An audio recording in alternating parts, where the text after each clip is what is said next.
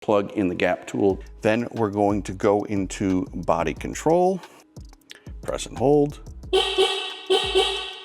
Key is programmed. Hello, my Rover friends, and welcome to the Lucky8 channel. Today, I'm going to take you step by step on how to replace your old, worn out LR4 key, upgrade it to the new modern one using our best friend in the whole world, the gap tool. I'm gonna go step by step, show you how to do it. And yes, these keys are available on our site. Cue the intro.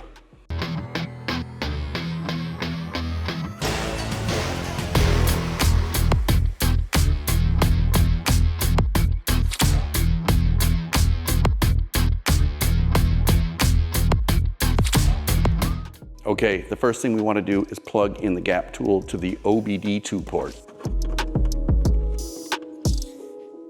Okay, the first thing we want to do is connect to our gap tool.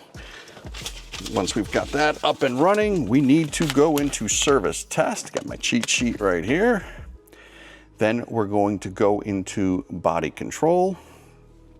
From body control, you'll see add a key. Yes, we want to continue. You're gonna need a working key. If you don't have a working key, stop right now. This isn't gonna work.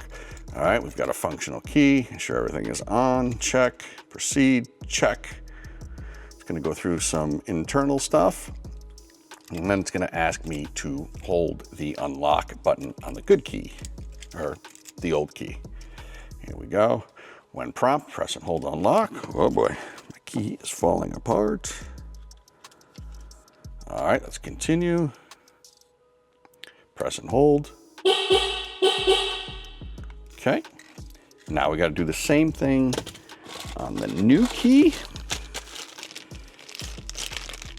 Left it in the bag so I didn't confuse it. Okay, here we go, press and hold, holding, continue. It's gonna ask me to do it again, press and hold. Keep holding it until it tells you to stop, okay.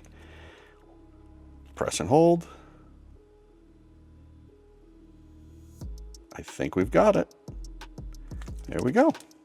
Key is programmed, but we're gonna wait for the computer to verify it. All right, operation successful. We'll continue out of that. Give it a test. All right, that's pretty much it. We've got these keys available, like I said on the site. If you got a gap tool, now you got a spare key, and be sure to follow.